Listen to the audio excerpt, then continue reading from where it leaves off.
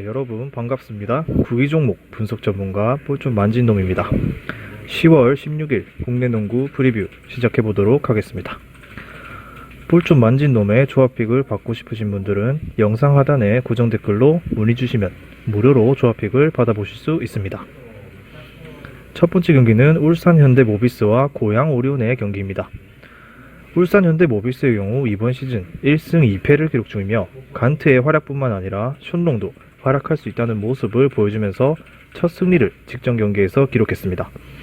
장재석과 김민구의 좋아 보였던 야투 감각이 이번 경기에서도 드러난다면 충분히 경쟁력이 있을 모습을 보여줄 것으로 보여집니다.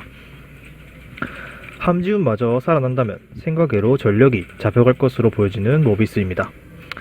반면 고양 오리온의 경우 이번 시즌 동일하게 1승 2패를 기록 중이며 많은 득점을 올리지는 못했지만 로슨 한 명의 용병으로 KGC라는 대열을 직전 경기에서 잡은 오리온입니다. 로스는 직전 경기에서 더블더블을 기록하면서 팀의 승리를 위해 고군분투하는 모습을 보여주었고 감독의 경기 주문 자체가 이지 레이업을 막기 위해 힘을 쓰기보다는 3점 수비에 집중하자라는 부분이 70점대의 실점으로 경기를 승리할 수 있었던 중요한 부분이 되었던 것으로 보여집니다. 이번 경기에서도 3점 수비에 오리온이 어떻게 나오는지 두고 봐야 할 것으로 보여집니다. 오리온이 직전 경기에서 외곽 수비를 강화하고 저지하면서 적은 득점을 했지만 그만큼 수비에 성공하여 승리를 가져갔습니다. 내일 경기에서는 그렇다고 내각 수비를 포기하면 안 될 것으로 보여지는 오리온입니다. 모비스는 직전 경기에서도 3점 시도는 단 19개 뿐이었습니다. 그뿐만이 아니라 오리온도 직전 경기에서 3점 시도는 13개로 다른 팀들이 30개의 큰 수치를 가져가는 횟수에 3점 시도를 하는 것에 비해 양팀 모두 3점 시도율이 많이 낮았습니다. 따라서 이번 경기는 페인트 존에서의 싸움이 치열할 것으로 보이며 그렇다면 많은 패스를 통해 상대의 수비를 무너뜨리기 위한 지공이 빈번하게 일어날 가능성이 높은 만큼 내일 경기도 저득점 양상으로 경기가 흘러갈 가능성이 높아 보입니다. 또한 오리온의 경우 로슨에게 치우쳐진 공격 루트가 언제까지 효율을 볼 수 있을지는 항상 의심을 해야 하는 입장이며 그에 반해서 모비스가 국내 선수의 활약과 함께 2명의 용병들이 출전 시간을 번갈아서 비중 있게 가져가주면서도 체력 안배도 되고 있는 만큼 내일 모비스가 승리에 조금 더 가까이 할 수 있을 것으로 보여집니다.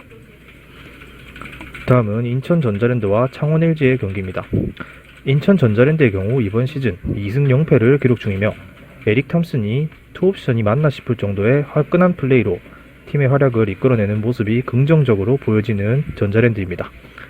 또한 3점 시도 자체가 많은 전자랜드며 거기에 준수한 성공률을 만들어준 정영삼과 전현우의 손끝 감각이 이번 경기에서도 필요할 것으로 보여지는 전자랜드입니다.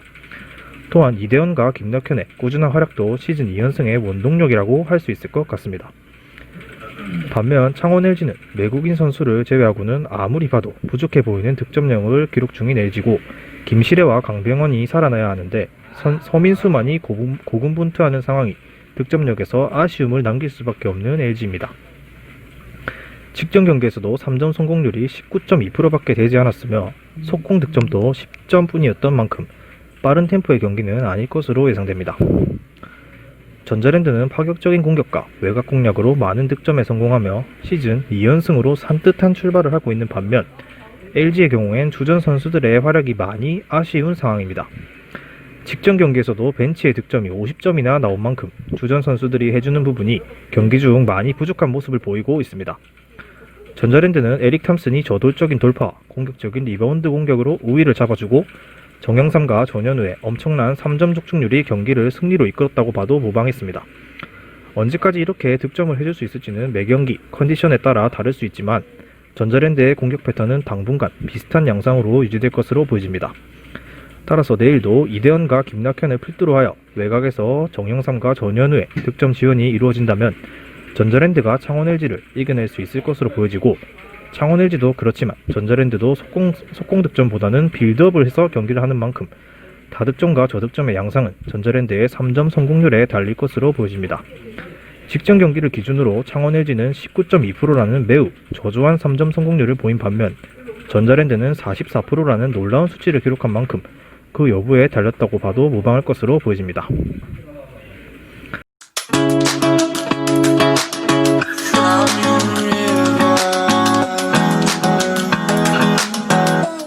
다음은 서울 삼성과 부산 KT의 경기입니다.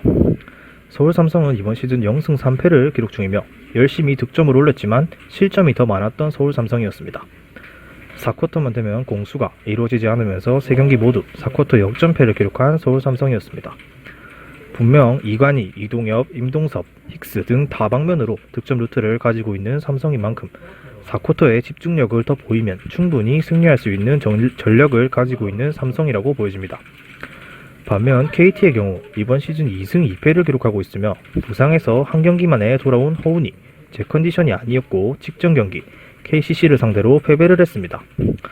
이날 경기에서는 데릭슨과 양홍석도 제대로 된 득점력을 보여주지 못했고 설상가상으로 서울 삼성은 4일 휴식 후 홈경기를 가지는 반면 KT는 벌써 5경기째 치르게 되는 경기일 뿐만 아니라 백투백 원정 경기인 만큼 체력적인 부분에서도 문제가 있을 것으로 보여집니다.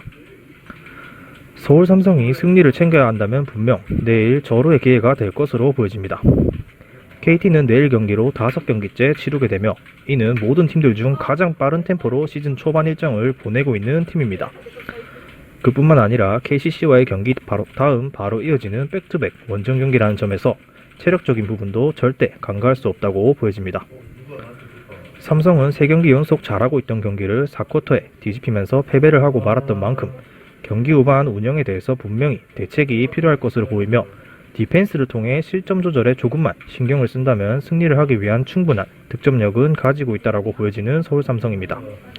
이관희가 너무 성급한 판단의 슛으로 기회를 날려버리는 모습만 자제해준다면 직전 경기처럼 많은 득점 기여도를 보여주며 힉스와 함께 쌍두마차 역할을 해줄 수 있을 것으로 기대됩니다. KT는 허훈이 돌아왔지만 슛과 게임 리딩에서 모두 제 컨디션이 아닌 모습을 보여준 만큼 내일 경기까지도 분명 그의 컨디션을 의심해봐야 할 것으로 보여진다고 말씀드릴 수 있습니다. 따라서 내일은 삼성의 승리를 사이드로 구매를 추천드릴 수 있을 것 같습니다. 다음은 여자부 농구 BNK 썸과 우리은행의 경기입니다. BNK 썸은 이번 시즌 1승 1패를 기록 중이며 지난해의 득점력과 한혜지의 어시스트를 통한 득점 루트 창출, 이 또한 나쁘지 않은 모습의 BNK였습니다. 박지수를 상대로도 높이에서 극복해낸 BNK가 외곽에서도 적극적인 모습을 보여준 것이 경기당 80득점 이상을 올릴 수 있었던 원동력으로 보여집니다. 하지만 이번에 상대하게 되는 우리은행은 국민은행보다 빠른 공격 템포를 가지고 있는 만큼 발을 잘 따라갈 수 있냐가 중요하게 작용할 것으로 보여집니다. 반면 상대인 우리은행도 동일하게 1승 1패를 기록 중이며 우리은행의 득점이 평균 60점대로 저조한 원인은 역시나 자유투가 핵심적일 것으로 보여집니다.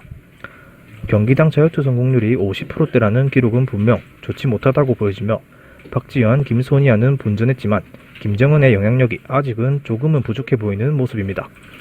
그뿐만 아니라 3점 성공률도 27.6%로 저조한 우리은행이기에 허무한 3점 슈팅으로 공격 기회를 날리는 모습은 분명히 개선돼야 할 것으로 보여집니다. 분명 우리은행은 시즌 시작 전부터 우승 후보라고 불릴 만큼 좋은 전력을 보유하고 있는 팀이지만 저조한 득점력에 기대만큼 경기력이 안 나오고 있는 상황입니다. 우리은행이 2점 득점력은 어느 정도 이루어지고 있는 상황이지만 그 외의 부분에서 문제가 생긴 것으로 보여집니다. 우선 자유투 성공률입니다. 직전 경기에서도 14개의 자유투 중 7개만 성공하며 득점에서 손해를 봤으며 3점 시도 또한 29번으로 빈번했지만 3회만 성공시키며 많은 공격력을 상실한 우리은행이었습니다. 따라서 내일 우리은행의 경기는 이러한 부분에서 개선이 될 수 있냐를 한번 지켜봐야 할 것으로 보여집니다. 분명 팀 전력은 좋은 만큼 선수들이 얼마나 제 컨디션을 찾으면서 개선할 수 있냐를 기다려야 하는 우리은행입니다. 반면 BNK는 생각보다 괜찮은 저력을 보여주며 경기당 80득점 이상을 기록해주고 있는 상황에서 직전 성적들만 본다면 더 확실한 득점력을 보여주는 BNK의 승리가 더 좋아 보이는 상황이지만 아직은 섣부른 판단일 수 있기에 구매에 신중해야 할 것으로 보이는 경기입니다.